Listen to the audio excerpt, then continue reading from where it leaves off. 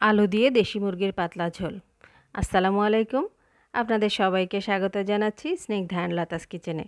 Snigdha and Lata's কিচেনের পক্ষ থেকে আমি স্নিগ্ধা। আজকে আছি দেশি মুরগির আলু দিয়ে একটা পাতলা ঝোল এই রেসিপি নিয়ে। তো চলুন দেখা যাক কি কি থাকছে আজকের রান্নায়। রান্নার শুরুতে আমি এখানে পরিমাণ মতো তেল দিয়ে পেঁয়াজ কুচি দিয়ে দিয়েছি, আর এর সাথে গোটা গরম মশলা দিয়ে দিয়েছি। আপনাদের সাথে একটা টিপস শেয়ার করি, রান্নার এই তেলের মধ্যে যখন গরম মশলাটা দিয়ে দিবেন তখন কিন্তু সুন্দর একটা ফ্লেভার দিবে।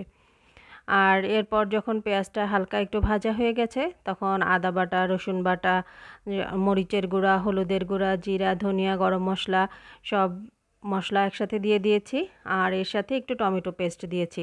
এটা হলে কিন্তু মাংস রান্নার টেস্টটাও অনেকটা ভালো হবে, আর খেতে কিন্তু খুব মজার, আর বিশেষ করে রান্নার যে কালার, খুবই সুন্দর একটা কালার আসবে। তো সামান্য একটু পানি দিয়ে মশলাগুলো যখন কষানো হয়ে যাবে, তেলটা উপরে উঠে আসবে, সেই পর্যায়ে আগে থেকে আমি মুরগিগুলোকে ধুয়ে সুন্দর করে একটু পানি ঝরিয়ে রেখেছিলাম, দিয়ে দিচ্ছি এই কষানো মশলার মধ্যে। আর এই মুরগিটা কিন্তু একটু ছোট দেশি মুরগি, এই জন্য ছোট ছোট পিস করিনি, একেবারে রোস্টের মতো পিসে রেখেছি। এটা ঝাল রান্না করব, সেই জন্য। এটা সোনালী মুরগি না, এটা আসলে দেশি মুরগি। তো রান্নার সাথে এই যে মুরগিগুলোকে সুন্দর করে কষিয়ে নিব। আর এখানে আপনাদের সাথে আরও একটু টিপস শেয়ার করি, আমি কিন্তু এখানে কোনো পানি দিচ্ছি না। মাংস থেকে যে পানিটা ছাড়বে এটা দিয়ে কিছুক্ষণ পরপর নেড়েচেড়ে সুন্দর করে কষিয়ে নিতে হবে।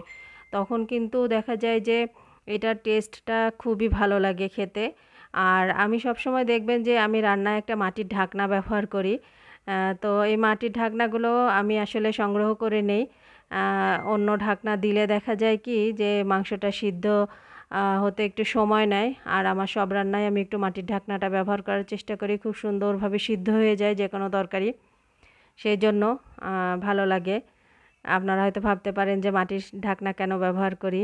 তো এই তো আপনাদের সাথে ছোট্ট করে একটু শেয়ার করলাম। দেখুন মাংসগুলো আমি খুব ভালোভাবে কষিয়ে নিচ্ছি। চিকেন থেকে যেই পানিটা ছেড়েছিল সেগুলো শুকিয়ে একেবারে যখন তেল উঠে এসেছে, সেই পর্যায়ে আমি এখন রান্নার জন্য ঝোল দিয়ে দিব, যে যে পরিমাণ ঝোল খাবেন। তো আমি আলু দিয়ে একটু পাতলা ঝোল রান্না করব, সেই জন্য একটু বেশি করে দিয়ে দিয়েছি পানি। এই তো আস্তে আস্তে রান্না হয়ে যাচ্ছে। আর রান্নায় হোক সেটা বিফ বা চিকেন, যাই হোক, যেই মাংসই যত বেশি ভালো করে কষানো হবে রান্নার টেস্ট কিন্তু তত বেশি ভালো হবে। এই তো মোটামুটি রান্না হয়ে গেছে। আশা করছি আমার ভিডিও আপনাদের ভালো লাগবে। যদি ভালো লাগে তাহলে লাইক, কমেন্ট, শেয়ার করবেন। আর এভাবে আমাকে সাপোর্ট করে ভালোবেসে আমার পাশে থাকবেন। আপনাদের জন্য রইল অনেক অনেক ভালোবাসা। সবাই ভালো থাকবেন, সুস্থ থাকবেন, আমার জন্য দোয়া করবেন। আপনাদের জন্য রইল অনেক অনেক দোয়া, ভালোবাসা। আজকে এই পর্যন্তই।